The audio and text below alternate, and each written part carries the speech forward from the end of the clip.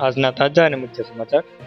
Mahabharata TV serial અને Ghajini film famous actress Pradeep રાવતનું અંતિમ સંસ્કાર આજે બપોરે મુંબઈની બેસ્ટ કોલોની પાસે ગોરેગાંવમાં થશે. અંતિમ સંસ્કારની તૈયારીઓ શરૂ થઈ ગઈ છે.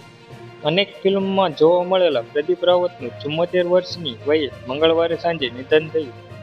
હિન્દુસ્તાન ટાઈમ્સના રિપોર્ટર અનુસાર પ્રદીપ રાવતના મેનેજર સિદ્ધાર્થ તિવારીએ જણાવ્યું હતું કે એક્ટર કેન્સરથી પીડિત હતા.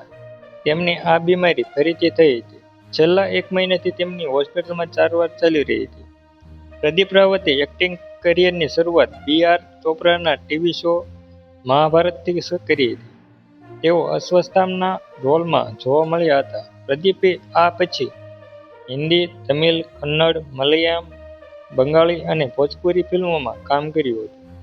હિન્દી સિનેમામાં તેઓ લગાન, સરફરોશ, ગઝની અને ગ્રાન્ડ મસ્તી જેવા ફિલ્મોમાં દેખાયા હતા. તેલુગુ ફિલ્મ સઈથી તેમણે દક્ષિણ ભારતીય સિનેમામાં પગ મૂક્યો અને વિલન તરીકે ઘણા યાદગાર પાત્રો ભજવ્યા. તમિલ ફિલ્મમાં ગઝની 2005માં તેમના ડબલ રોલને ખૂબ પસંદ કરવામાં આવ્યો હતો.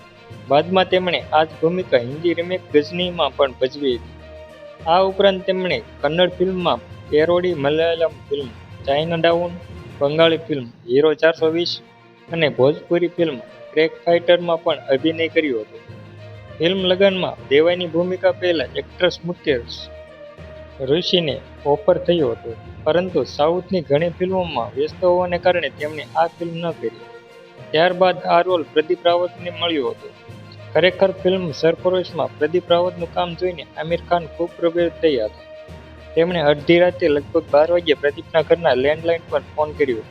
તે સમયે પ્રદીપ ઘરે ન હતા. તેમની બહેને ફોન ઉપાડ્યો. "હું આમિર ખાન બોલું છું." સાંભળીને તેને પ્રેન્ક કોલ સમજ્યો. તેમણે ઠપકો આપતા કહ્યું, "કેમ બદમાશી કરી રહ્યા છો?"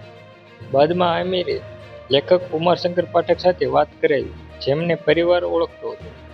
ત્યારે બધાને ખાતરી થઈ કે ફોન ખરેખર આમિર ખાનનો છે.